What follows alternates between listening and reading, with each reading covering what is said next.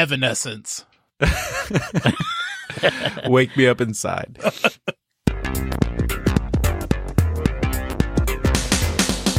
Hello and welcome. We are Irenicast. I'm Jeff. It's your boy, Alan. I'm Casey. This is Raj. On the first and third Tuesday of every month, we bring to you our perspectives on theology and culture from a post-evangelical lens. Thank you for joining us for another conversation to provoke your progressive Christian imagination. This week, Bonnie is on assignment, and the four of us are going to be talking about cosmology and what that has to do with God. And then finally, for our segment, we're going to bring back one of our favorites, sound charades. And if you haven't heard us do sound charades before, you are in for a treat. Stick around. Yes, it is very, very fun. Hello, future Alan here. Before this conversation gets going, we want to make a clarification. While we talk a lot in this episode about how the ancients didn't have concepts for things like galaxies or genetic evolution, it is important to point out modern folks generally don't give ancient people enough credit when it comes to their understanding of their own mythologies. Chronological hubris dictates that they must have read these stories literally, but it has generally been the West, particularly since the Enlightenment, which is interested in reading the Bible like a science book. We should at least be open to the idea that ancient people's relationship to myth was far more sophisticated than we give them credit for. That's something we thought was worth mentioning and keeping in mind during this episode. Future Alan out. So, cosmology. Why are we talking about that? This was a subject that I brought up when we were sitting down doing our planning because I thought this was interesting. And the more I reflect on my journey from conservative evangelicalism to progressive Christianity, where I am now, I would say that one of the primary catalysts was my idea of cosmology. One of the things that first started getting me questioning what I was taught was the literal six-day creation. Right? So for me, it was a progression where it was this idea of 6 days and then into, well, those days could be like long days or eras and then realizing more. And then that brought me into the text and started realizing more and more that a lot of the way that the Bible talked about creation was so narrow because their idea of how the earth was constructed was so narrow. Like everything was a literal place. So when they said the heavens, they didn't know what was above the heavens. They didn't have any planes or anything like that. And they literally believed in their cosmology in the ancient world that the mountains held up the sky, and above the sky is where the gods were. And then under the ground, there was a whole place. Like it was this very simple thing that you could draw out now. And the more that we've learned about how the physical world is, it's astounding to me how our language for God has not changed with that understanding. And it has maybe a little bit, but not a whole lot. And you still have people, because of their language for God is so tied to the Bible, that you even have a lot of people that are still believing like the earth is flat, that still believe in like an ancient cosmology, so to speak. Wait, it's not? No, it's not, Alan. We forgot to have that episode first, apparently. The Flat Earth Society. The Flat Earth. Oh, I've got a friend from high school who could be our special guest on that. Oh, no. I think you're spot on. I mean, our view of the universe has changed dramatically, and our vision of God hasn't kind of caught up with what we've discovered. And I'm kind of interested, like for you, Jeff, that's where a lot of your progressive leaning came from or started. Right. Is that how it was for everybody else? Or where are you at right now? And how did you kind of get to where you're at? I think is an interesting question to ask people who have been doing so much work in the Christian world as long as you all have. Like, where's your cosmology at, and where did that kind of land in your progression? Well, that's really interesting. And Jeff, thanks for touching on your own kind of the starting point. I think for a lot of us, it was, for me, let me not speak for anybody else. For me, it was when biblical literacy, in the way I was formed to believe in biblical literacy and inerrancy, was intimately tied to the creation story and a literal 6-day creation. So when that literal construct began to disintegrate, it all just began to collapse more and more rapidly. Because for me and a lot of others I was in conversation with, if creation wasn't 6 days, if the Bible's not literal, then it's just throw it all away. Because I had no other toehold. That was it. Right. It was all built on that premise, or those premises. And sometimes that was explicit, right? I mean, in my congregations, it was definitely. If this is not true, then none of it's true. That was said from the pulpit. Totally.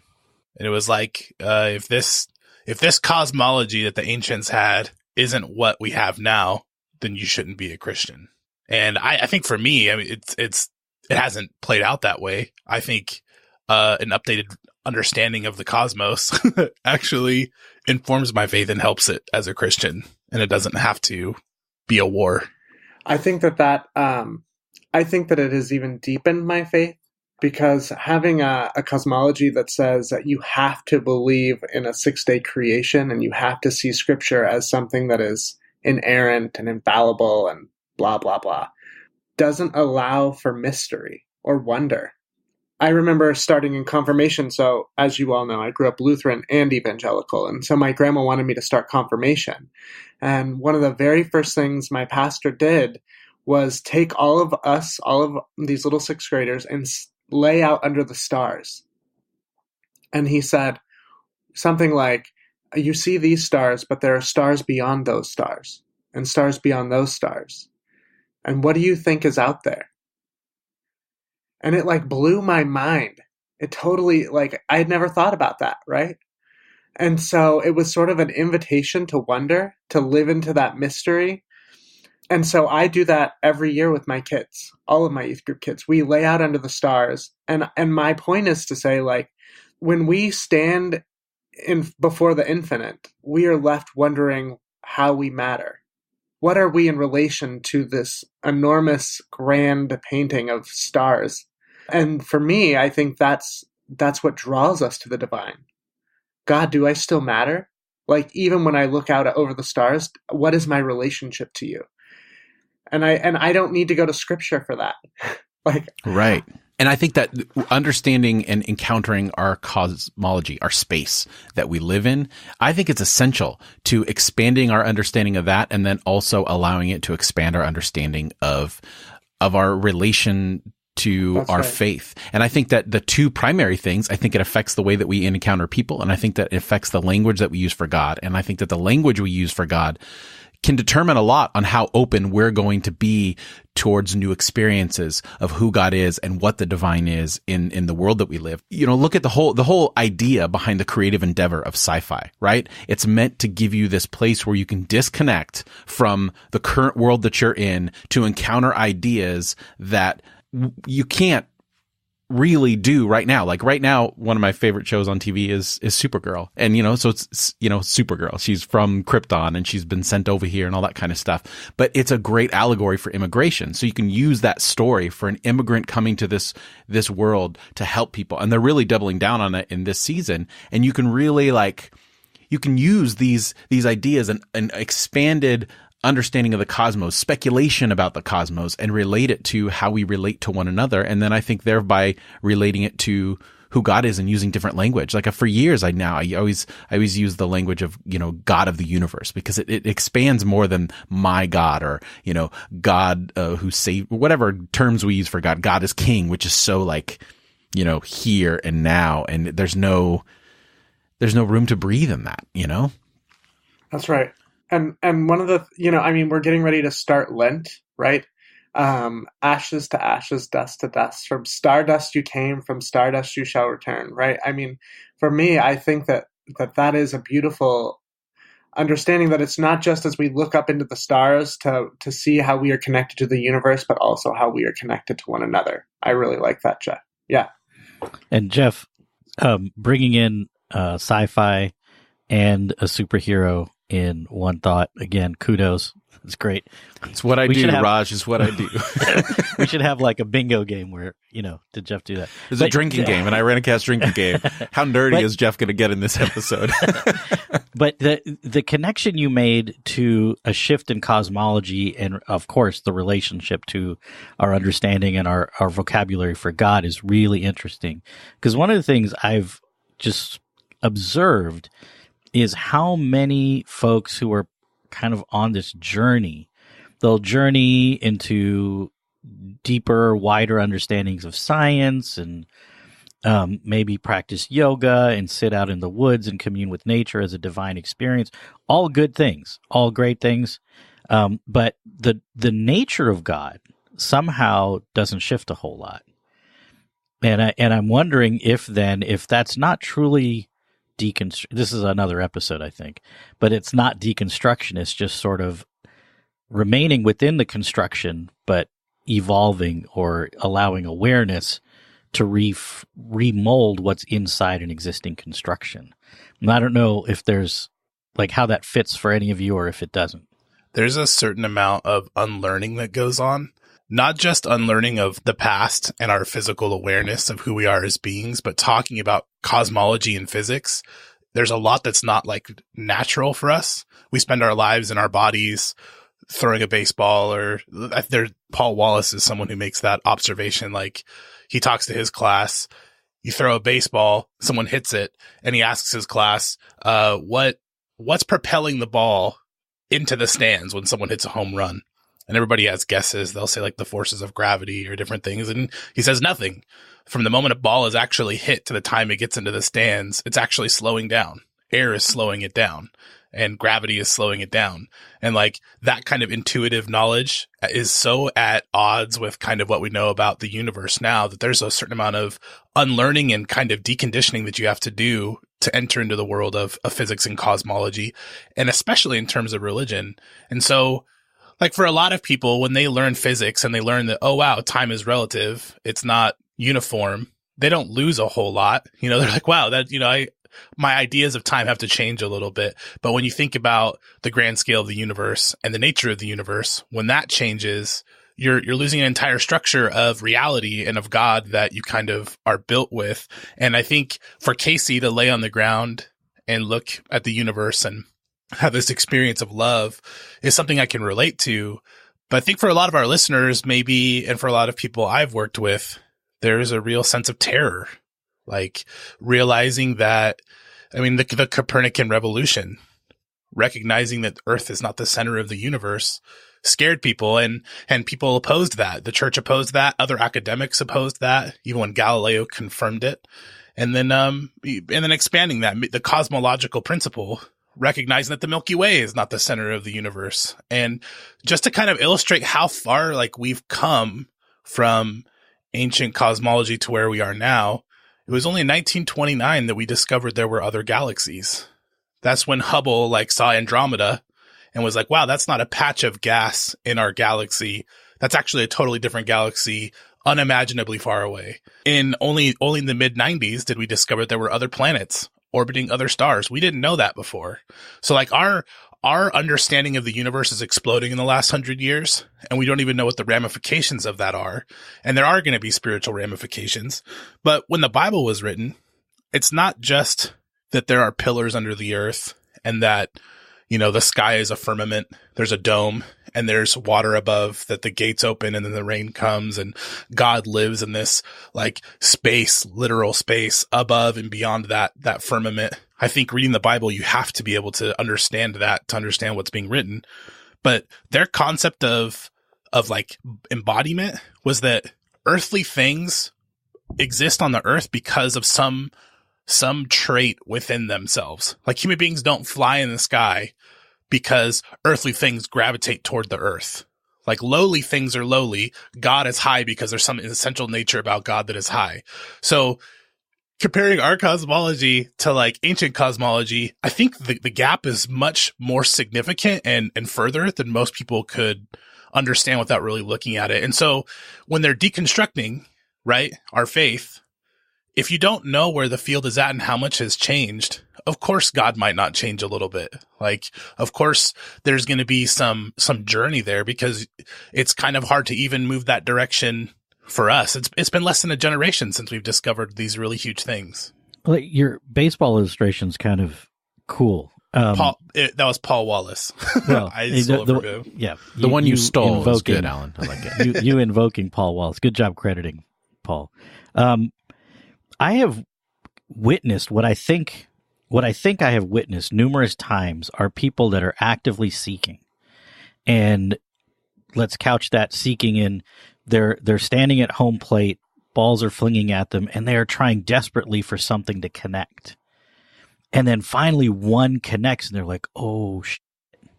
And that moment, like you were describing, the moment of impact has consequences that then deteriorate, that are impacted by other forces. And I've witnessed numerous times what I think is this, where that impact happens like, oh, there's that sweet connection. But then no. That ball cannot go so far. So they exert sort of that superhero, supernatural sci-fi control and they make that ball drop out of the sky before it gets really where it was trying to go or where the impact could have led it, because it's too threatening to the here and now. What's that law that's like you can only question a certain percentage of your world at one time? Has anyone heard about that? I don't know what it's called, but apparently you can only question a certain percentage without totally freaking out. Right. But I would say this is, the questioning is happening. And then when a point of connection, a realization happens where in the moment the realization occurs, there's also a recognition that this will have profound impacts on my life and the way I live it if I allow this realization to sink in. So there's this instant battle to keep the realization at bay. Going kind of along those lines, I think it's interesting a little bit, Alan, what you were also saying before is that our connectedness to our present is an important part of that, allowing the cosmology, our understanding of the cosmos to affect where we are, right? So you talk about the ancients and how they were earthbound. They were connected to the land. They were connected to the earth. And I feel like a lot of people's religion, it's not connected to the here and now. It's either connected to the past or it's connected to this hypothetical future that they've created in their mind. So it's easy for them to not evolve their relationship with God because or they're not just their relationship with God, and I'm using evangelical language, but their language about God and their understanding about who God is, because for them, the past is static and the future static. And that's where God really lives for them. Right? In a practical, embodied way, that's where God is. God really isn't God may be manifesting God's self in the present, but God really exists in the past or in the future. In a practical way, when you really break down a whole conservative theology. And I think that, and it prevents you from not only learning about where we are in the cosmos, but then denying what we're told. One of the stumbling points for me in the beginning was this idea of general and specific revelation that I learned in one of my first theology classes. And this idea of the argument always being, well, what about someone who's in this tribe on this side of the world and they never hear about Jesus? Well, if they acknowledge God exists by the nature around them through a general revelation, then they'll be saved and they'll, go to heaven. And right, exactly. And that idea of general revelation for me led me to this idea of, well, we have clear understanding that these stars are millions of years old based off of light and all that kind of stuff. So if God created the cosmos with the appearance of being older than it really was, then is God a liar? All that evangelical, logical stuff that has to happen. I actually want to nail that one down specifically for anyone who's listening and you're still on your journey. You're still figuring out whether evolution is true, whether the universe is 13 billion years old or not. We've seen stars explode. Like Jeff is saying, they're millions of light years away.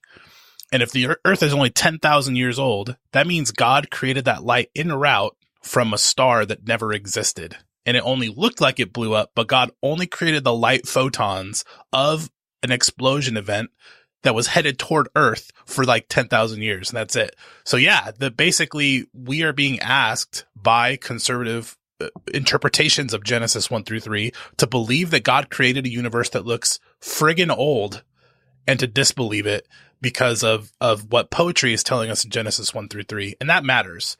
But Jeff, knowing where you're at right now, it's when I said terrifying, I really mean we're moving from the ancients didn't just believe they were lowly. They believed that they were the pinnacle of creation. They believe that they were made just a little bit lower than the gods, right? That's how like the poets would say it. And now we're discovering like most of the universe doesn't know we exist. And Yeah, but give a shit.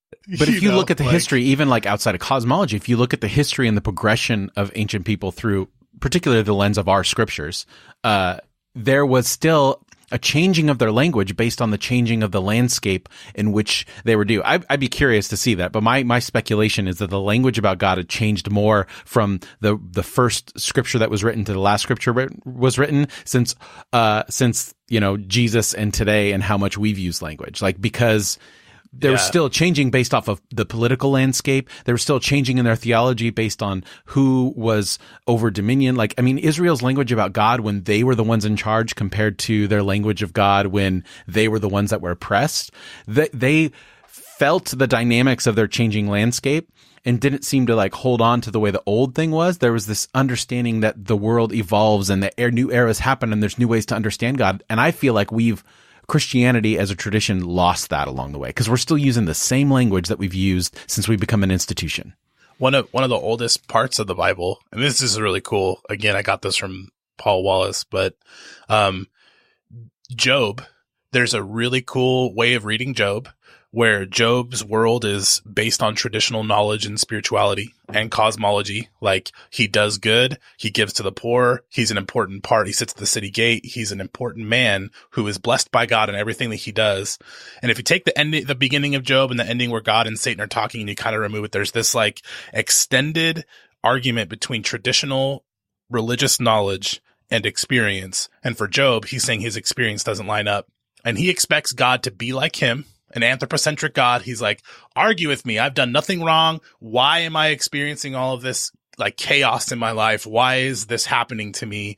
And when God finally responds to Job, he doesn't talk about anything Job is talking about whatsoever. He actually takes Job on a trip, a cosmological ancient trip, shows him the wild ostriches, the wild donkeys, the vultures who feed on, their young feed on blood. And God is saying, hey, look, even says in the text, here are fields that no human beings will ever see. And I love them. Here are the wild animals, the jackals and stuff. And I love them. Like, here is Behemoth and Leviathan, like the impersonation of chaos itself. And like, I love it. Like, how cool is this? This is not made for human beings. Nobody's going to see this. And this is something that I love. And it puts Job kind of in his place. It knocks him off of the like anthropocentric understanding of who human beings are. And it kind of questions like your traditional understanding of spirituality. And so there's this like story in the Bible already, one of the oldest ones, that has that shift in perspective. And it's funny, like that pales in comparison to what we know now and how our shift is changing. And what I want to know, like from you three and from more people, is like, what does spirituality look like now that we are knocked off of this anthropocentric model? Like, we're a very young species, right? Like I always heard that the star was going to blow up someday. Our sun was going to blow up, and it mortified me. And to discover, and like they're like, oh no, it'll be billions of years in the future. To discover that that's already happened, and we're in a second generation star, and the universe is so massive. I'm like, massive to the point where I know I keep saying stories and stuff, but I get really excited. And again, in the mid 90s, they pointed the Hubble telescope toward a tennis ball 100 meters away, that size of the sky, like 124 millionth of the sky that was the darkest. And some scientists got their time on the Hubble telescope, and they said what they wanted to do with it was just point it at this part of the sky and leave it there for 10 days and see what they saw. And when they developed these images of the black night sky, there were just a crazy amount of galaxies. And so it proved the cosmological principle that like there are billions of galaxies. And like if there are billions of stars inside of billions of galaxies and there are planets revolving around these things, it's just unimaginably old and unimaginably big. And for us to think that we're the center of all of it is a shift. I used to believe that we were the center of the universe, that the world was 10,000 years old. And I don't anymore. That has consequences, right? I mean, it has consequences for what we do and how we do faith. And everybody's right. I mean, my church was right to be worried about that. to be worried that evolution would undo the kind of paradigm I was given, because it has. It hasn't undone Christ for me, but it has undone kind of what I've built out of my faith, and even the concept of, tradition versus experience. Like that question is no longer necessarily relevant for me. So I just put up a thing on Facebook, do you think aliens exist or whatever? And like, it's changed over my lifetime. 90% of the people who responded said, yeah, they think some form of life is out there. But when I was younger, it wasn't that way. I mean, some of the young Earth creationists Ken Ham, I remember when he tweeted, there's no way aliens exist. And I was like, who says that? Who can just make that statement? But there are a lot of Christian churches that teach that. I mean, they spent millions of dollars making the Ark Museum and stuff. And like, there is an untold amount of money spent on young Earth creationism right now being taught to people. Well, I mean, I think that illustration, they spent millions of dollars rebuilding an ark. They put dinosaurs in it. Those are the kinds of people that are going to say aliens don't exist. Right. Oftentimes, it doesn't have to be that way, but it seems to be that way. But yeah, you're right, Alan. This knowledge, and evolution's a part of it. I don't think evolution's the entirety of it, because we're searching for clues. We're searching for some sort of answers. But the fact that we are not the center of really anything is destabilizing. Right. Can you say that again? Can just say that again? We are not the center of anything. And just like God loves the chaos, loves Leviathan and the young vultures, God loves us. Like, we're a part of God's creation. That God is. But the disturbing thing is, God loving chaos. Like, what the hell? It's supposed to be ordered. There's supposed to be like levels, right? And God lives at the very highest level. It shouldn't be as messy as that.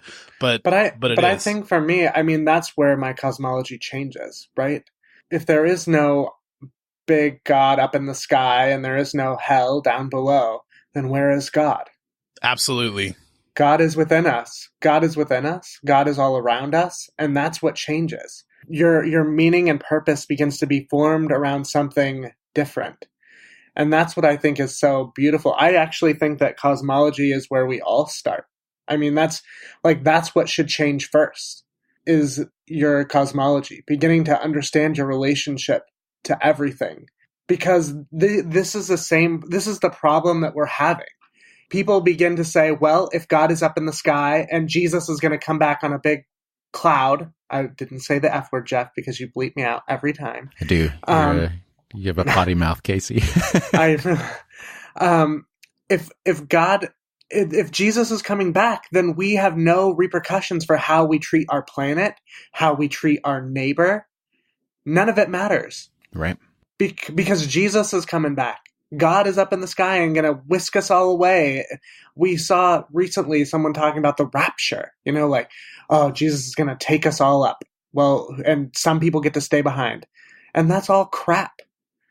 And so when you start and really young too, only in the last 100 years have the rapture. So really when been you taught. start with a new cosmology that says we need each other, that we are all interconnected, and that God isn't way up in the sky and hell isn't down below, but that we are living eternity now, I think that we would treat our planet and our neighbor a lot differently. Right. And also our responsibility. I mean, so if chance is real, and if that's built into God's universe, like evolution doesn't just refer to human beings, it refers to like galaxies too. Galaxies evolved, like cosmologically. That's just a feature of the universe as evolution. Everything is evolving and changing all the time. I mean, there are cultures. All of this, even as we talk about like evolution, all of this is just story. Right? I mean, there are things that we definitely still don't know about the universe. Nobody can look past the Big Bang. Like, nobody can go to time equals 0 and actually see what happened before that. Like, we can only talk about what comes after it. We really don't know. We can. Just read Genesis 1 and 2. All the answers you need are right there. There are cultures, by the way, who said long before anyone in the Western world, they acknowledged that we were not the center of the universe. Yeah. And those cultures, by the way, are a lot more communal, relational, interdependent, it is because we have scriptures and a white perspective that say that we are the center of the universe. A Greek perspective, for sure. That's a really interesting that you say a white, like how much colonization has informed the way that we look at that, right? Because we're not a part of an ecosystem. We're meant to dominate that ecosystem, right? That's and the right. whole concept of ecosystem, it's like we're outside of the pattern of nature as opposed to a part of it. That's not even a part, like we are nature. Yeah. We are right. the ecosystem. That's right. The fallacy of individualism. Actually, Bonnie is away for this recording, but we were talking about this, and that was one of the things that we were just exploring was this notion. I was channeling Bonnie, Raj. Yeah. I actually was channeling Bonnie. Cool. Was this notion that we as humans kind of want to see ourselves, and this was in relationship to chaos and order, but as humans, it's like, if we're not the center of the universe, then what's the point, kind of this nihilistic perspective, instead of embracing, like, what if there's some order and there's a lot of chaos? What if they're not mutually exclusive? And that's a hard thing for people to wrap their minds around. Unless you're a scientist, you totally get that. Well, yeah. Like, that's how entropy works, is that there are pockets of order in the midst of like a larger increasing entropy in the universe. And like that, so that makes scientific sense, but you're right. It's hard on kind of a personal sense, but I think that explodes meaning. That opens up meaning. Totally. Like to hear Casey say, Jesus is coming back, like, and you're talking about your past, like Jesus is coming back in the rapture, or that kind of stuff. Casey, you're totally right. Like that takes the responsibility off of us for our neighbor. That's right.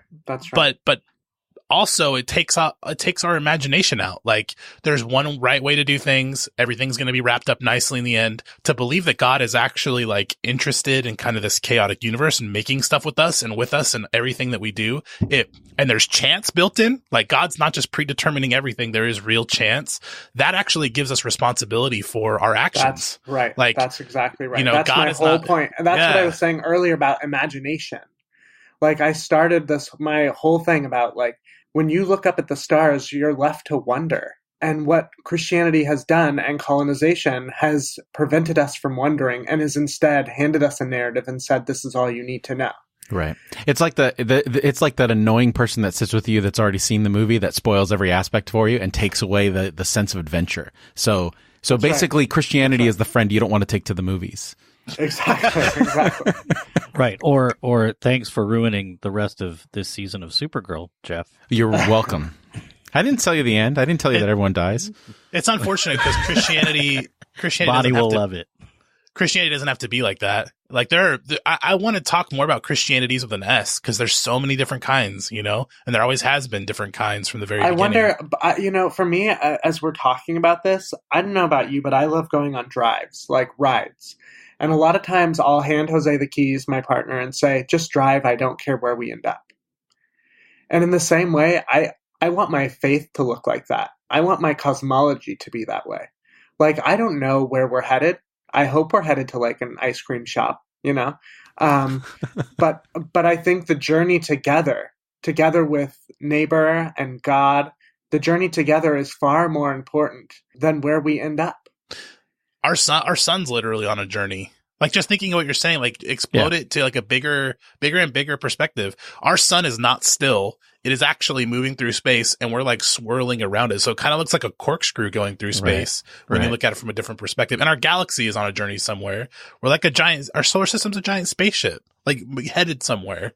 Instead of just this like fixed thing in our minds, you're right, Casey, like we're on this journey. And what if God is on that journey with us? And what if God is like, hey, like you said, giving the keys and being like, look, I'm all about creating life. I take joy in chaos. I take joy in the wild stuff that is not made for human beings, that is chaotic. Like, let's make something together. At every moment, there's an invitation. You can go to process theology from there. You don't necessarily have to, but like, oh yes, you do. Oh yes, you do. I was just gonna say it's like Alan's become a process theologian. We should mark this, put this in the notes. Right, but in relation to that imagery, being sort of a process-ish guy, God is subject to the movement of the universe through space. Yeah, and maybe subject is the right word, but maybe it's not even the right word because it still plays on the same. But not even entirely. Let's move the binary off the table. I'm not talking about entirely subject to, but But regardless of that, because we have an expanded view and accept an expanded view of our cosmology, we can have a conversation like this. We can debate where God is in that and how things are working and engage mystery, engage something. And that's just the stuff that we know for sure, right? Like we know the universe, the things we know about the universe. But what about the things we don't know about the universe? Like when you get into like multiverse and string theory and like, okay, and then how does that affect our idea of salvation, right? Or is it just this world that you're saved and this world you're not saved? Like, how does God reconcile that if you're one person? And then microbiology. What about looking inward and how many layers of life there are on the opposite end? Like all of these things. Isn't that such an anthropocentric way to look at the world, though? Dividing it between saved and unsaved, like that. Oh, absolutely. That concept. But it's one lens. It is one lens. I think that one really big shift. Again, the guy that I've been reading, I'll recommend his book at the end. But like, the concept of creation ex nihilo, like out of nothing, the Greek idea that like, there's this like debate in early Christianity and the major movements of the church in quote unquote Orthodox teaching would say God created the universe out of nothing. We can't say that scientifically because we don't see T equals 0, right? We only see like the moment after the Big Bang. When time and space, by the way, I'm going to say this one last thing about science and then I will go back to that. Our universe is a sphere. People don't realize this, but like it's not flat. Like the universe itself, if you started on one end and you traveled straight, you would end up where you started. It's like a globe. You know how you travel on the outside of the globe? Space itself is shaped that way. Are you saying there's edges? No, there's no edges. Like people, I don't think we fully grasp like what the universe is and what it's doing. It's like the end of Men in Black. We're just a marble in some alien's marble bag. No, but like space itself is like expanding. We're not expanding in space. Space itself is expanding. And like as far as the creation ex nihilo thing goes, we don't know what's beyond the very beginning. And Genesis 1 doesn't say God created the universe ex nihilo. Like if you look at the Hebrew that is in the first sentences of Genesis, it looks way more like the appropriate translation is when God began to create the universe, the Spirit was hovering over these chaotic waters, right? He was hovering over chaos itself, the void, and was creating something with it. So like, what if God's relationship to the universe looks more like that than just this creation ex nihilo event where, what if creation's happening all the time and God is working with chaos and with us? It would look different than, like you're saying, Raj, like a subject universe where God is up on this other plane and not in relationship necessarily with our world. I don't know if that makes sense, but questions like that you can question once you start to think cosmologically. Once you start to move beyond. There's so many different layers and fun things to explore. And you can get sucked into this vortex, right? I think we've all probably flirted with kind of that, oh my God, if I go any further, I'm never getting out of this. Never coming back. This thought spiral. Never coming back. But, talking about the journey, Jeff, you touched on there being a before and a process since. I every now and then will do this little exercise with myself as a reflection exercise. I will review an event or a happening or something I read as me now, and then try to go back 20, 25, 30 years and review it as me as somebody who knew everything, who had all the answers. And one of my favorite times doing that is we lived in Berkeley for a while. Our sons were going through high school at the time, and they both were taking pretty cool classes. And Julian, our older son, got an extra credit opportunity, which to go to hear a free lecture. I mean, living in Berkeley is freaking awesome for this stuff. There was going to be 3 scientists doing a presentation. One was a leading expert on dark energy, and dark matter. The other one had done a 3D digital mapping of the known universe at the time. And the third scientist, she was an expert on light. So you've got some of the brightest minds in the history of humanity. No pun intended. No pun intended. In Earth's history, just talking to people like me. I'm not a science person, but I love science. I love physics. And so the part that was I remember being like, that was the most fun to think about in the here and now, and then for 20 years, 30 years ago, was the expert on light. She was talking about the behaviors of light. And before some of her exploration, there was this understanding, if you shine a flashlight and there's a tennis ball blocking the path of the light, some rays are in a linear fashion going beyond the tennis ball, thus creating a shadow on the other side. So the tennis ball blocks some light. And what she was noticing is that in space, sometimes rays of light actually bend. They will move around an object, and I'm like, what really? And, I'm believing her, but at the same moment, all these notions that I've had are challenged. But then in reflection, and in the moment I was also celebrating, it's like, whoa, I'm learning something really new and exciting and revolutionary. And was celebrating that with Julian. And then in my reflection later, I was like, 20, 30 years ago, I'd be like, so how does this light bending phenomenon fit into the reality of what I already know to be true and ultimate truth? How can you use it for a sermon illustration in a couple weeks? Where's the sermon illustration? How is God, the God of the universe, in charge? How is God leveraging this thing? And, we're just too stupid and just realize, and kind of fitting it into this pre-existing notion rather than allowing it to open things up. So, for anyone wondering, that's gravitational lensing. Yeah, thanks. No, I couldn't remember the name. Yeah. No, she was. It was pretty cool. Yeah, because if a heavy object bends a photon of light just a tiny bit, and then it travels for 1 million years, you can imagine that it's going to move pretty far, like the trajectory. That's so cool. I'm getting excited. Sorry. Let's talk about science. Yes. Yeah. And there were slides, Alan. Really? I mean, not slides, but I love slides.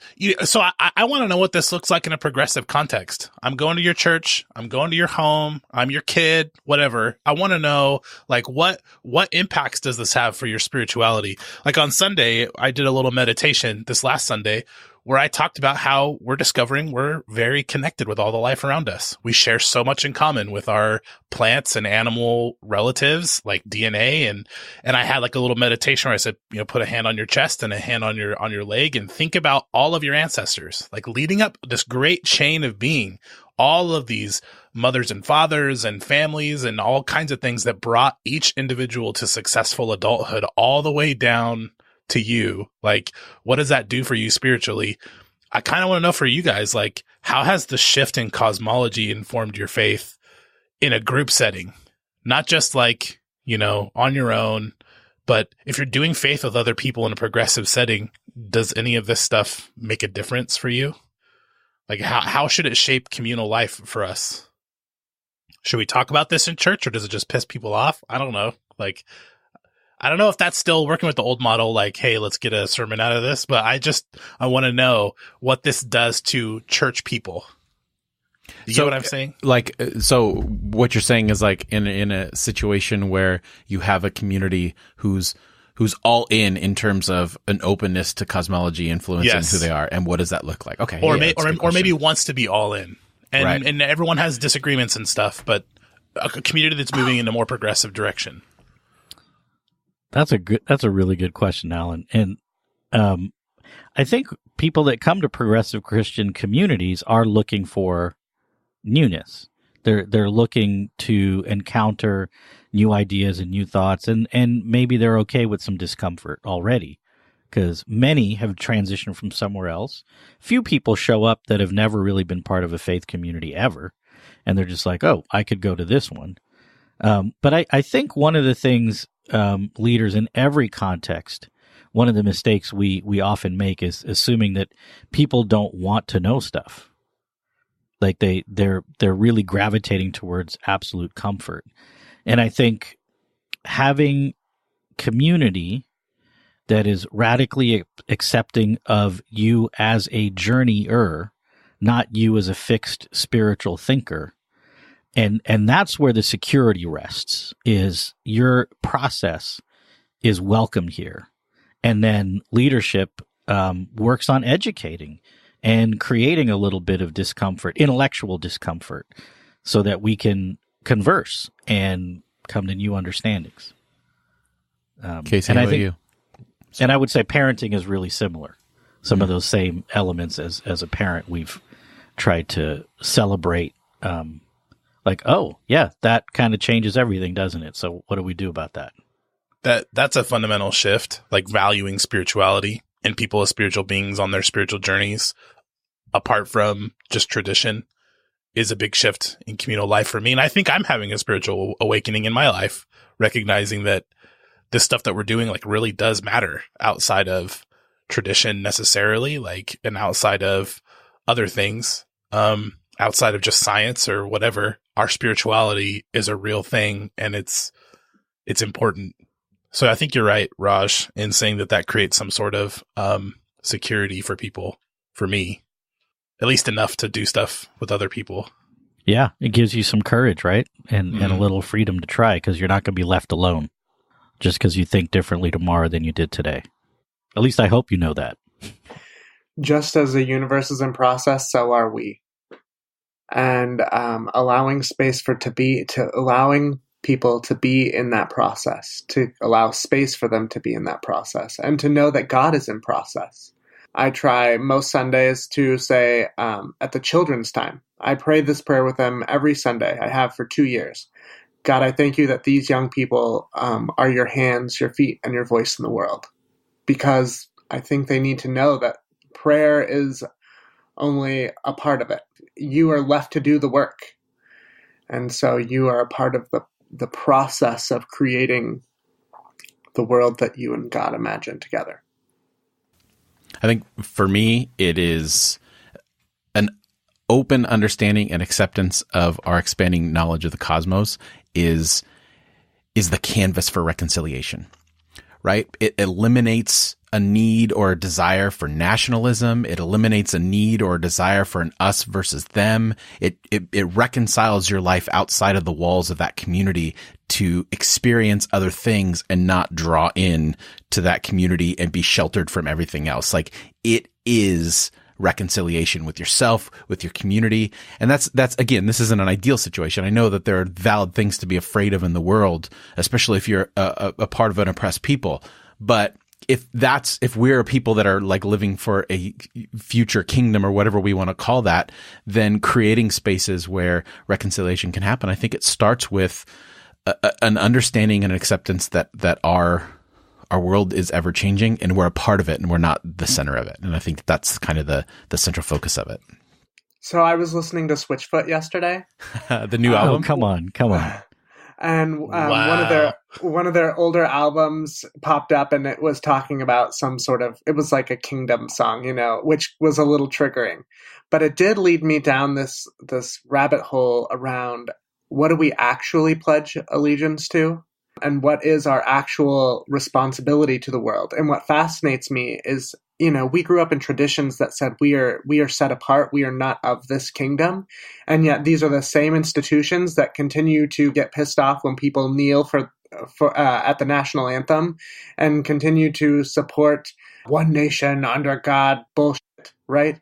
And so I think in what you're saying, Jeff, like the reconciliation piece, like returning to this idea that there is a kingdom that we are to work for, and it's a kingdom where all people are welcome, and that we are invited into making this kingdom and standing against a system that tells us that it's us and them, I guess is what I'm saying. Yeah, Jeff, that I don't know if you had that pre-thought or that was in the moment, but the phrase canvas of reconciliation, like, oh my God, you're a freaking podcast superhero, man. Canvas of reconciliation. That's my next meditation thought. I'm gonna take time and just breathe that in, because that is so powerful.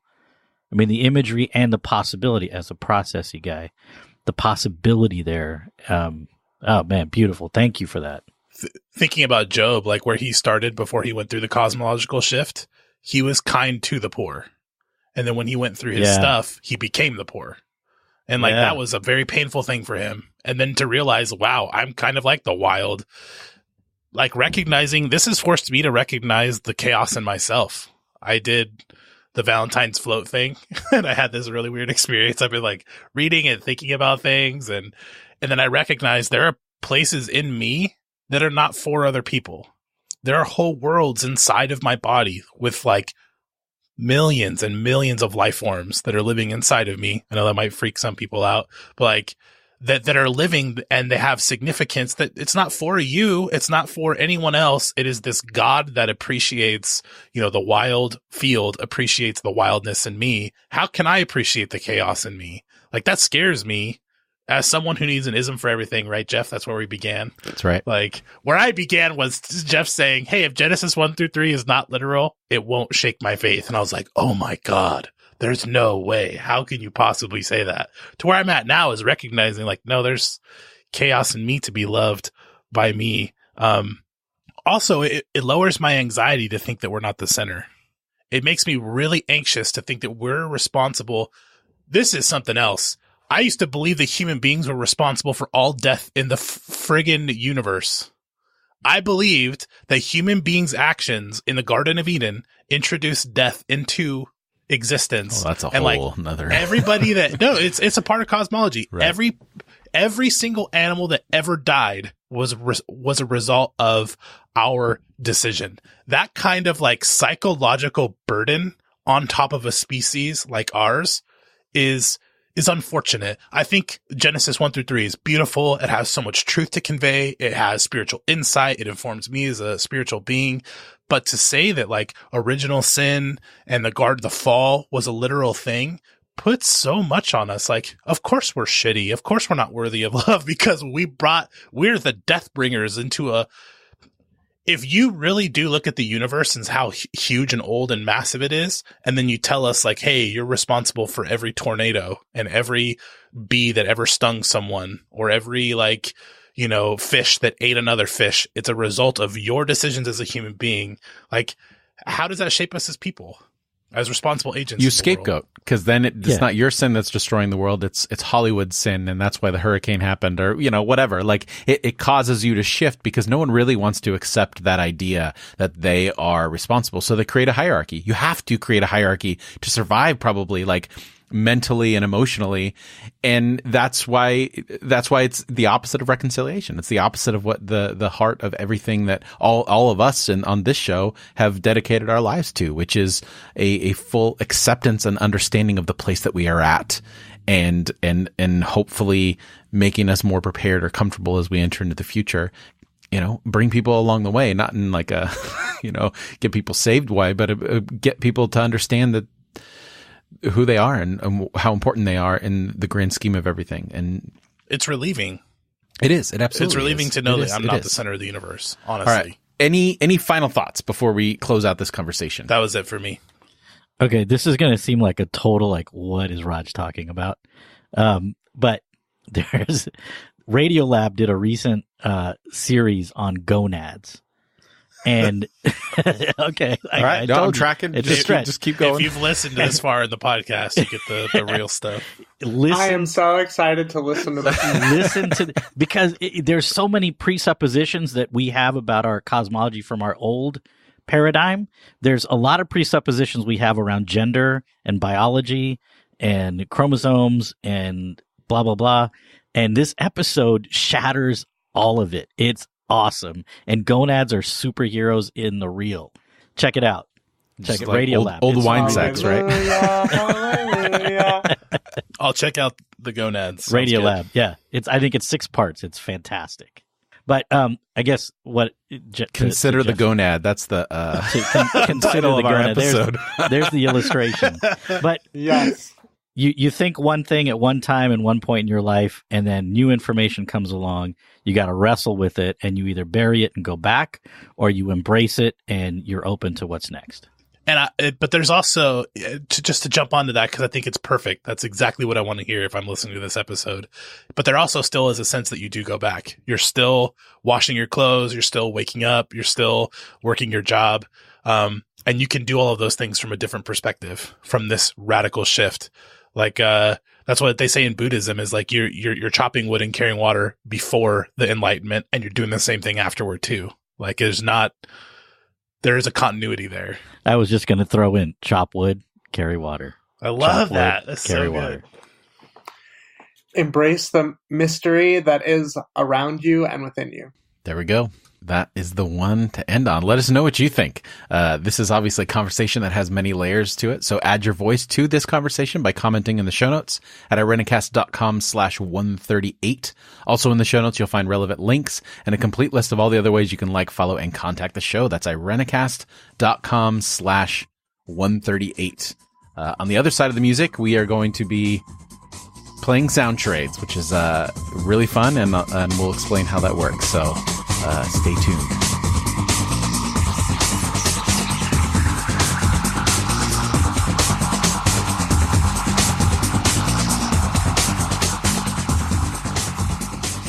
All right, so this is called Sound Charades. So in the infancy of Irenicast, we were trying to think of fun segments, games that we could do that obviously were not visual. And someone said charades.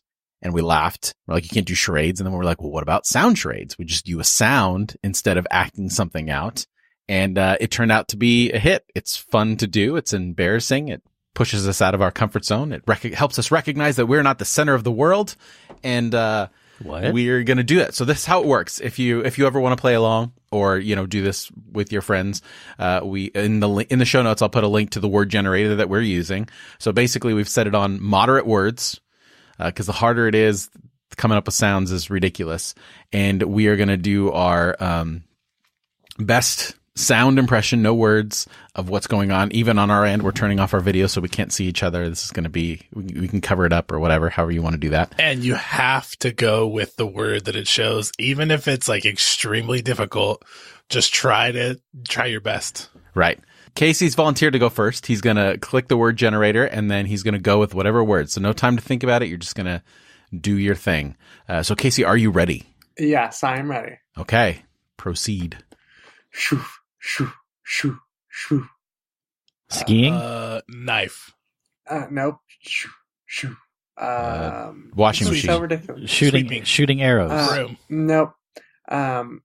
What other Hurricane. things would this make? Blizzard. No. Try one more time. It's like shoo, zoo, zoo, zoo, zoo. I don't know. Race cars. Traffic. Oh yeah, that's a good one. Nope. Washing machine. No. Can I just tell you? Dryer. You're done already. You give up? All right, Casey, go ahead and tell us. He's like, what have you done? He's repeating the same word louder. The first one. Yeah, the first one I clicked was a good one. This one is stupid. It's What was it? hoop. What? Hoop. Oh, I was going to say basketball next. Hoop. Yeah, I was actually Like a talking hoop. about like hit swishes. Yeah. Like You were on the right track, Casey. maybe Did you say swishes? Raj? I was about to, and then Casey was Oh, like, man. eh. Hey, thank you, Casey. That was pretty good. That was good. That was good. All right, who's going next? All right, I'll go next since I'm All right. next. I'm the We'll other make the new one. we'll make the newbies to it. Yeah, All right. rookies. Here we go. Every time I see hoop earrings, I'm going to hear that from now on, Casey. Everybody ready? Ready. Rain. Wind. Meteor. Bomb. Explosion. These are all going to start sounding the same. Dentist. Dentist. wait, do that again. Did you hear that? Sucking out of a straw. You're going to the wrong dentist, Alan. Okay, yeah. Okay, Casey, we're going with that. Clink, clink. Oh, slurp. Okay. I suck. Okay. Ice cubes. Alan, Iceberg. Refreshing. Tasty, refreshing, cold. Yep. Sprite. How do we Soda. get there? Carbonation. Oh my God, this is impossible. Effervescence. That's like difficult. Oh my God, I don't know how I'm going to get you guys. Evanescence. I'm Wake me up inside. okay. Go back to where Alan was. Ice. Cold. Boing, Water. boing, boing. Gonads. hockey. I don't know. Now we're going the wrong direction. He went, We're going What the kind wrong of ice direction. bounces? Did you say boing? Yeah, well, that's a rocks different. on the rocks. I'm trying to paint a picture to get us to this thing. We're gonna listen. Do it one more time. Boing, boing, splash. Splash. Yeah. Clink. Ice, clink, boing, Penguins. boing, splash. Oh man, wrong direction. Penguin. It's all wrong direction. You're hot. You're colder. This is What do you hard. put in a drink Oh like my that? god. Doping. Oh. All right. Climate change. I'm with Casey here. I'm like, I just don't see how we're gonna get there. All right. Climate change. It's the real emergency. Summer. Oh, So I yeah. started trying to paint the picture of being at the beach, with like waves crashing on the shore, like you've got an icy drink in your hand. But I had That's no so idea sad. how to make This a is hard. summer sound. It is. It's very hard. That's insane. All right, Alan, do you want to go next? Okay, here we go. Oh, that's easy. Creak. Door No. open. Oh. Creak. Open. Door Creak. Mm-mm. Floor. A floor. haunted house. Mm-hmm. Haunted Creek. mansion. Scary. Creepy. Creak. Halloween. Squeak. Oh, squeak. Door. Hinge. Monster. Walking upstairs. Stairs. Stairs. Oh yeah, Got it. right on. That's a pretty easy one. Okay. Yeah, that was an easy Right? one. That's Come on cheating. I clicked it. I Yeah. clicked it. It's the Cosmos. I'd be like, cheated boom, boom, Casey boom, out of boom, a win. Boom, boom, boom, boom, boom. All right. So far I have 1 point and no one has anything, I right? could So I'm have winning. done the line to Anyway, hide. Jeff. Yeah, Go whatever. ahead. Turn it into a competition. Why don't All right. you? Here we go. Are you ready? I think I get the point for being so good, right? You got an easy one though. We should So I do get half a easy point. words. Okay. Here we go. We should do more difficult words. Uh, Wait, that's not good because I just saw that one. It's Frankenstein. That's the It one is that Frankenstein. I saw. But that was the one before stairs. This word generator is broken. Should we make this hard and click idioms? Oh yeah, idioms are good. Yes, they are. All right, love so we're idioms. shifting midstream right here, right? Yeah, so we're let's do gonna we went with moderate words, which was difficult because we had to come up with a word. And Alan ruined my turn because he could have just pretended that he guessed Frankenstein and got a Dude, you could have gone to another word. Yeah, Yep. but I didn't want to. So Because Frankenstein's easy. Because you I make was the excited rules. when I saw it. I was like, "Wow, that would be really easy." all right, I'll do a moderate word and then we'll go to idioms. All right, that's fair. Does that sound good? Then we'll all be fair. Then- So then that way we will all have- did a moderate yeah. word and yeah. Okay. So I will do a new word. This will be good. All right. Guitar. Electric guitar. Guitar. There you go. I got Got it. an easy one. It's 1-1. You give him all the Easy. easy ones. All right. All I right. think that point counts. It totally counts. I just got the luck of the draw. It's like a lottery. So That was as easy as stairs, man. that was. Well, it was Okay, easier we're than doing stairs. idioms? Yeah. Yeah, we're doing idioms. So we're going to switch to idioms. Now, So for those of click- you that are listening, the options that we have for this word generator are easy words, moderate words, hard words, very hard words, idioms, and animals. Animals is obviously too easy, I think. So we're going to try idioms. All right, I think I got it. You ready? Go. Storm. Meow. Raining cats and dogs. Woohoo! Oh, Yep. Is that that's- it? Nice. Yes. That's got to be it. That was good. Okay, That was Raj, good. you're up. All right, I'm up. Bzzz, The birds and the bees. bzzz, Bee in your bonnet. bzzz. No. Oh, You have a fly in your ointment. buzz me in. Yeah. Get right there. Keep going. Fly in your ointment? Straining a gnat. Strain the fly thing. I what's am not that fun called? enough for this game. Superfly? It's not straining a gnat. Fly me home. I don't know. It's an idiom and flies in it Okay, thank you for saying that. That's at the good. beginning. Um, A single fly. He Fly on the wall. Bingo. ooh, There it is. There you go, dang, Casey. dude. It's like I don't know That's what good. sound there Nice. is for wall. I was trying to do a knock, but that's a door. I wonder how That's many, really because good. Casey, I think the last time we played this, you were listening and you were like yelling at the show The answers. because you. I Like, was, yes. Cosmona. I want to know how many people are you have already figured it was. out. We're just sitting here looking like idiots. Yep. Hey, it's easy to be a Monday morning Look, quarterback. We should Hey, like listen. We should agree on like sounds for wall. Like what's our sound for wall going to be in the future? If they Oh ever my play this god! game? I have a story about that. I have to tell real fast. No.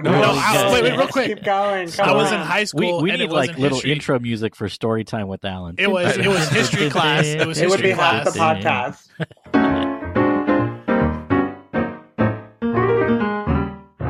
I was history class, and I got my whole group. We were gonna get extra credit if we won charades, and we're doing politics and stuff. And I said, if JFK ever gets up there, just draw a chicken. And I was like, whatever you guys do, just draw a chicken, just because I knew it would eventually come up. And so, like, I forgot about it completely. And this girl gets up there. Her name is Megan. She draws a chicken, and she's pointing at it. We're like, we don't know what the hell you're talking about. Like, I cannot remember. I felt so bad.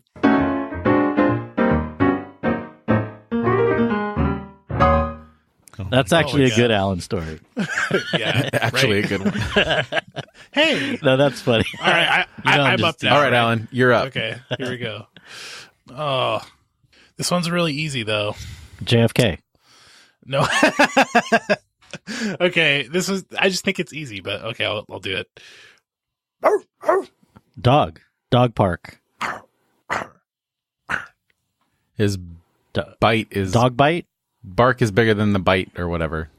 Bark is worse than his bite. Very close. Your bark is your bark is bigger than your bite. His That's bark not how is it goes, his but bark bark is and bite are worse in than it. his bite. It doesn't have to be the exact wording. Did we get it? It's all bark and no bite. Oh, all that's the bark same and thing. no bite. Yeah, What It's is- yeah. like the same Quit being a thing. We all literalist, get a Alan. point. We've Let's almost do passed that. We easy. just had a How come I conversation get- about this. I do not Chicken. want easy ones. I want them to be more difficult, and I got stairs and all bark. Okay, no bite. Raj, your turn. Come on. No, I did it. It's my turn. Oh yeah, Yeah. that's right. Fly on the wall. All right. No, that's not right. That's not how it sounds. A chip off the old block. Gag me with the spoon. Gag order. And then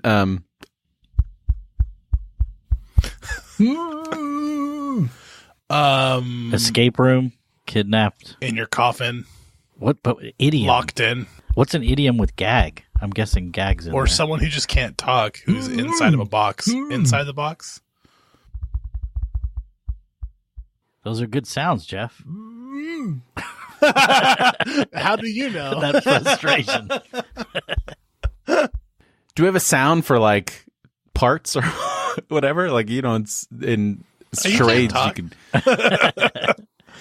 can No talking. Something about silence. Something about silence, Silence of the Lambs? or something about babbling. Oh No. my god. I don't think we're going to get What's this sound? If it was just this. Knock. Knock. Steps? Stepping? Knock. Okay. Walking the walk and talking the talk. You're like right on the you're in the same like anatomy part of the body. Foot and mouth. Yes. Yes. There we go. Oh my god. Got him. Oh. I had That's to walk exhausting. announce to the Just room. laugh. I'm tired too. All right. Well, that will do it for us this week then. Play. Thank you for joining us, Alan. How can people find what you have going on the interwebs? Well, first off, I just want to give a shout out one last time to Paul Wallace. So, Paul, think this book. hope you're listening. I think this book, Stars Beneath Us, Finding God in the Evolving Cosmos, is a really good like introductory text to a lot of the things that kind of been brewing for all of us in progressive Christian circles when it comes to cosmology. He's worked as an astrophysicist and also inside of churches. So grab it, pick it up, read it. I think there are some books that are pretty seminal for the work that we're doing. And if you want to kind of get a lay of the land, so to speak, and he does go into Job a lot of the things that I mentioned, take a look at that book. It'll be in the show notes. Otherwise, connect with me on Facebook. Send me a quick message and just say, hi, I heard you on the podcast. Can we be friends or whatever? Raj, how about you? Facebook.com/RevRajRambob. And Casey. You can find me at my blog, which is queerlyfaithfulpastor.com, or Twitter, or I'm Instagram, the Queerly Faithful Pastor, or Twitter, which is Rev Tinnen. They for some reason I couldn't get the Queerly Faithful pastor. And or you can check out my church's webpage, which is lumisucc.org. All right. And as for me, you can find me on all the socials at Jeff Manildi and listen on the second and fourth Thursday of every month, probably, to my other podcast, Divine Cinema, at divinecinema.net. As for Irenicast, don't forget to subscribe to the show and never miss an episode. We are available on all major podcasting platforms, Apple Podcasts, Spotify, Stitcher, Google Podcasts, and many more. And while you're there, if the platform allows it, leave us a rating and or review. We're always looking for more and more ways to hear from you. You can also fill out our listener survey at irenicast.com/survey. The information you give us there is super helpful as we move forward and continue to evolve the show. That's irenicast.com/survey. So for this week, I'm Jeff. I'm Alan. I'm Casey. This is Raj. Thanks for joining the conversation.